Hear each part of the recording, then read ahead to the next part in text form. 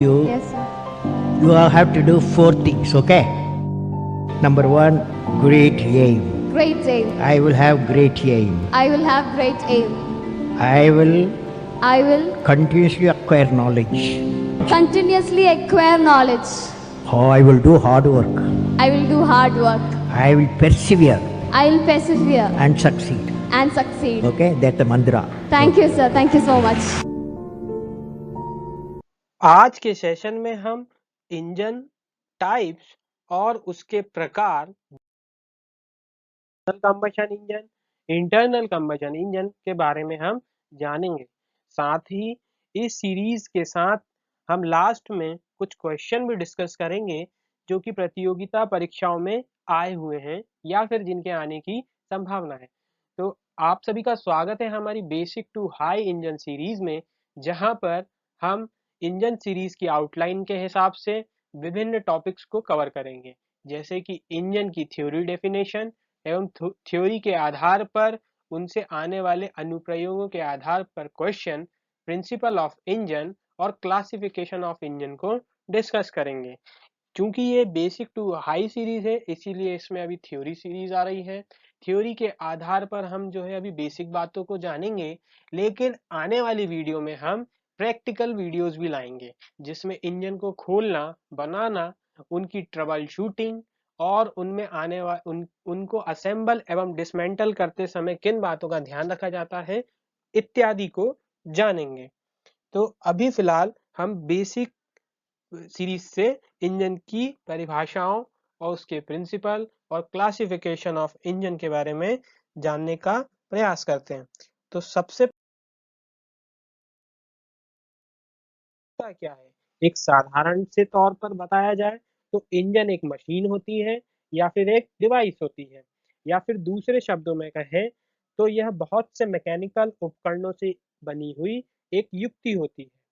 हम सभी जानते हैं कि इंजन में जब कभी पेट्रोल, डीजल या फिर कोई अन्य फ्यूल डाला जाता है तो सबसे पहले फ्यूल इंजन में जलता है और इस इग्निशन के पश्चात या फिर दहन के पश्चात या फिर जलने के पश्चात उससे हमारी गाड़ी को जो है चलने के लिए एनर्जी मिलती है, जिसे हम मैकेनिकल वर्क कहते हैं।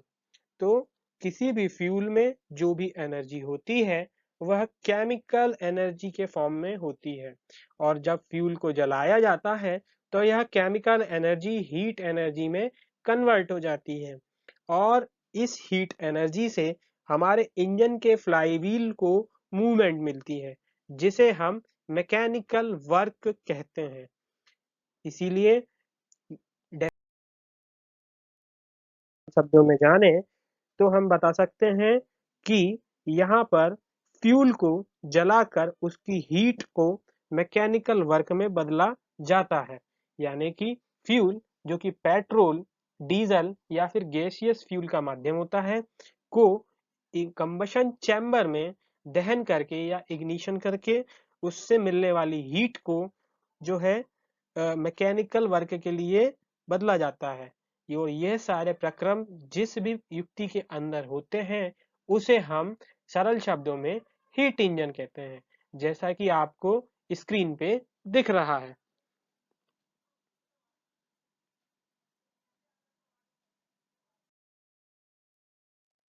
तो हम बेसिक तौर पर इंजन की परिभाषा को पढ़ते हैं।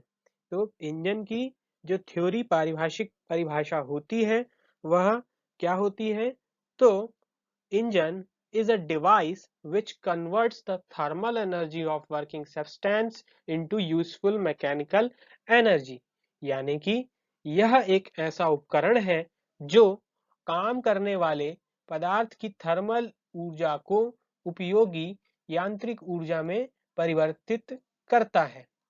जैसा कि आपको स्क्रीन पे दिख रहा है, हमने यह हिंदी और इंग्लिश दोनों में लिखी हुई है। अगर आपको और सरल शब्दों में समझना है तो हम यह भी कह सकते हैं कि engine converts chemical energy into heat energy and then converts mechanical energy, यानी कि अगर हिंदी में बात करें तो इंजन रासायनिक ऊर्जा को ऊष्मीय ऊर्जा में परिवर्तित करता है और फिर यांत्रिक ऊर्जा में परिवर्तित करता है, जिसे हम इंजन कहते हैं। आइए आइए अब हम इंजन के क्लासिफिकेशन को देखते हैं। इंजन मुख्यतः दो प्रकार के होते हैं, जिसमें पहला होता है एक्सटर्नल कंबशन इंजन और दूसरा होता है इंटरनल कंबशन इंजन। आइए थोड़ा इन्हें और थोड़ा विस्तार से जानते हैं कि ये क्या होते हैं। इंजन क्या होते हैं उनके बारे में हम थोड़ा सा जानते हैं। एक्सटर्नल कंबशन इंजन वह इंजन होते हैं जिसमें फ्यूल को या फिर ईंधन को इंजन से बाहर की तरफ जलाया जाता है, यानी उनका दहन इंजन के अंदर नहीं होता है और उनसे प्राप्त हीट एनर्जी को उसी इंजन को चलाने में प्रयोग किया जाता है, जैसे कि स्टीम इंजन, जो कि आपको स्क्रीन पे दिख रहा है। इसमें सबसे पहले कोयले को जलाया जाता है और इस कोयले के दहन से पानी को भाप में बदला जाता है और इस भाप का प्रयोग या फिर इस भाप की एनर्जी को इंजन को चलाने में किया जाता है। तो आइए थोड़ा सा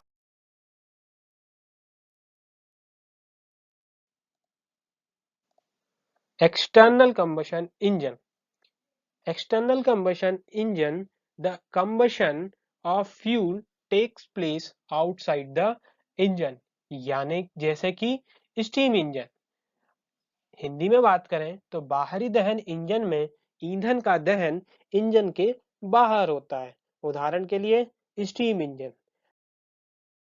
internal combustion engine, internal combustion engine वह इंजन होते हैं जिनके सिलेंडर में अंदर एक कंबशन चैम्बर होता है और उसी कंबशन चैम्बर में ईंधन या फिर फ्यूल का इग्निशन या फिर दहन किया जाता है और उससे प्राप्त एनर्जी को मैकेनिकल वर्क के उपयोग में लिया जाता है, जैसे कि हमारी गाड़ियों में यूज होने वाले इंजन।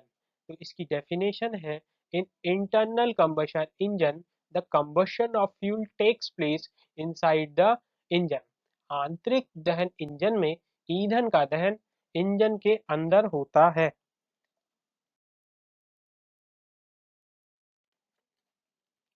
अब हम अकॉर्डिंग टू द के आधार पर इंजन को विभिन्न आधारों पर बांट सकते हैं, तो उनके बारे में हम जानते हैं। सबसे पहले आता है, आपको स्क्रीन पे दिख रहा है, अकॉर्डिंग टू द साइकिल, यानी कि इंजन की साइकिल के आधार पर। पहला होता है ऑटो साइकिल, दूसरा होता है डीजल साइकिल। यह नाम इनके वैज्ञानिकों या फिर खोजकर्ताओं के आधार पर रखे गए हैं, इसीलिए इन्हें उसी आधार पर वर्गीकृत भी किया गया है।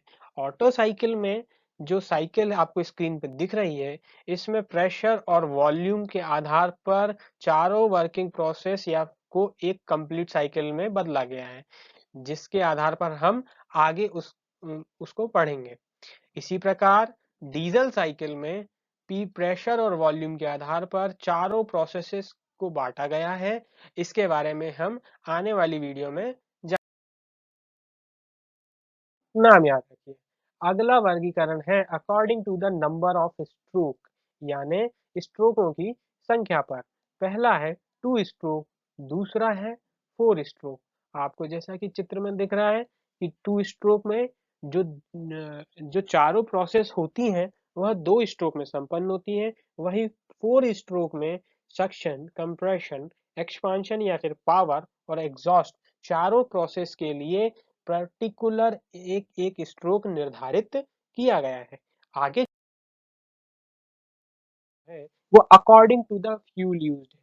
फ्यूल यानी कि उसके अंदर इंजन के अंदर प्रयोग की जाने वाली केमिकल एनर्जी, जैसे कि पेट्रोल और डीजल। तो आप देख सकते हैं कि इनके आधार पे भी वर्गीकरण इंजन का किया जाता है। आगे अगला क्लासिफिकेशन है अकॉर्डिंग टू इग्निशन, यानी कि इग्निशन या फिर दहन के आधार पर वर्गीकरण। सबसे पहला है स्पार्क इग्निशन इंजन और दूसरा है कंप्रेशन इग्निशन। यानी कि दहन के आधार पर बात करें तो स्पार्क इग्निशन इंजन जिसमें स्पार्क प्लग का प्रयोग किया जाता है और कंप्रेशन इग्निशन, जिसमें हवा को कंप्रेस करके फ्यूल को जलाया जाता है। तो जैसा कि फ्यूल इंजेक्टर आपको डायग्राम में दिख रहा है, यह स्पार्क प्लग है और यह फ्यूल इंजेक्टर है। अब बात करें तो स्पार्क इंजन में जो स्पार्क इग्निशन इंजन होते हैं उसे पेट्रोल या फिर गैसोलीन इंजन भी कहते हैं, लेकिन कंप्रेशन इग्निशन इंजन में जिसमें आपका फ्यूल इंजेक्टर प्रयोग किया जाता है उसको हम जो है डीजल इंजन भी कहते हैं, जैसा कि आपको स्क्रीन पे दिख रहा है। क्लासिफिकेशन जो है वो according to the number of cylinder पे बेस्ड है, यानी कि सिलेंडरों की संख्या पे। जैसा कि सबसे पहला है सिंगल सिलेंडर इंजन, और आपको स्क्रीन पे दिख रहा है कि जिसमें एक पिस्टन और एक ही सिलेंडर होता है, वह सिंगल सिलेंडर इंजन कहलाते हैं। वहीं पे दूसरा होता है multi cylinder engine. Multi cylinder engine जिसमें पिस्टनों की संख्या एक से ज्यादा होती है या फिर सिलेंडरों की संख्या एक से ज्यादा होती है, मल्टी सिलेंडर इंजन कहलाते हैं। आगे चल according to the valve arrangement के आधार पर किया जाता है। आपको पता होना चाहिए कि इंजन में लगने वाले वॉल्व जैसे कि इनलेट व एग्जॉस्ट वॉल्व हमेशा सिलेंडर के हेड पर लगे होते हैं, इसीलिए इन वॉल्वों के अरेंजमेंट जो है वो हेड के आधार पर बटे होते हैं। अभी फिलहाल आप इनके नाम याद रख लीजिए, आने वाली वीडियो में हम इन पे गहन विषय पे चर्चा करेंगे। तो जैसे कि स्क्रीन पे दिख रहा है, पहला है L head engine, T head engine, I head engine, F head engine और वी हेड इंजन। इसमें जो डायग्राम आपको दिख रहा है यह अंग्रेजी के इंग्लिश अल्फाबेट के अनुसार वॉल्वों के अरेंजमेंट पर बटा होता है। तो इन आधार पे भी इंजन का वर्गीकरण किया जाता है। सिलेंडर अरेंजमेंट, यानी कि सिलेंडर के अरेंजमेंट के आधार पर इंजन का वर्गीकरण। पहला है इनलाइन इंजन, दूसरा है वी इंजन, तीसरा है अपोज्ड सिलेंडर इंजन, अगला है अपोज्ड पिस्टन इंजन और आखिरी है रेडियल इंजन। आगे चलते हैं। वर्गीकरण जो है वो according to the cooling system के आधार पर बटा होता है। याद रखिए, यानी कि इंजन के ताप के नियंत्रण प्रणाली के आधार पर। हमेशा याद रखिए कि कूलिंग का मतलब इंजन को ठंडा करने से नहीं होता है, उसका मतलब इंजन के वर्किंग टेम्परेचर को मेंटेन करने से होता है। तो उस आधार पर दो तरीके के कूलिंग के आधार पर इंजन को बांटा गया है। पहला है लिक्विड कूलिंग, दूसरा है air cooling. Liquid cooling, liquid cooling से आप समझ सकते हैं कि इसे सभी लोग वाटर कूलिंग बोलते हैं, जो कि गलत है। वाटर कूलिंग नहीं, इसे लिक्विड कूलिंग बोला जाता है, जिसमें आप एक विशेष प्रकार का लिक्विड इंजन के चारों ओर एक सिस्टम में जो है वो सर्कुलेट होता है, इसीलिए इसे लिक्विड कूलिंग इंजन भी कहते हैं। और एयर कूल्ड इंजन वह इंजन जिनके सिलेंडर के चारों ओर एक विशेष प्रकार की फिन्स का प्रयोग किया जाता है, जो कि हवा के माध्यम से इंजन के ताप को नियंत्रित करती है। अपने द्वारा पढ़े गए सभी टॉपिक्स का एक बार रिव्यू करते हैं, यानी कि इनके बारे में हम एक बार ओवरव्यू ले लेते हैं। सबसे पहले हीट इंजन। हीट इंजन जो है वह इंजन होता है जिससे हमें मैकेनिकल वर्क प्राप्त होता है। इंटरनल कंबशन इंजन, जिसमें कंबशन जो है वह इनसाइड द सिलेंडर होता है।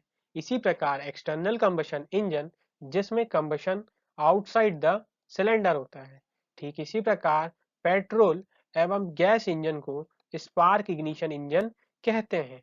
इसी के साथ डीजल इंजन को, जिसमें हवा को कंप्रेस कराकर इग्निशन किया जाता है, को कंप्रेशन इग्निशन इंजन कहते हैं। स्ट्रोकों के आधार पर इंजन को दो भागों में बांटा गया है।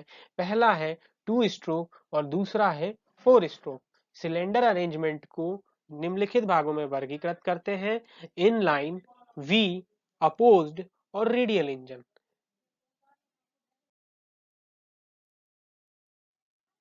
तो अब हम इतना सब जानने के बाद कुछ क्वेश्चनों को सॉल्व करेंगे जो कि बहुत ही बेसिक है, जिसे ITI, इंजीनियरिंग, मैकेनिकल, एग्रीकल्चर और ऑटोमोबाइल के बच्चे सॉल्व कर सकते हैं, जो कि विभिन्न प्रतियोगिता परीक्षाओं के हिसाब से बहुत ज़रूरी है। अभी फिलहाल बेसिक क्वेश्चन है, धीरे धीरे कॉम्पिटिटिव के हायर और टफ क्वेश्चन को भी अपन सॉल्व कर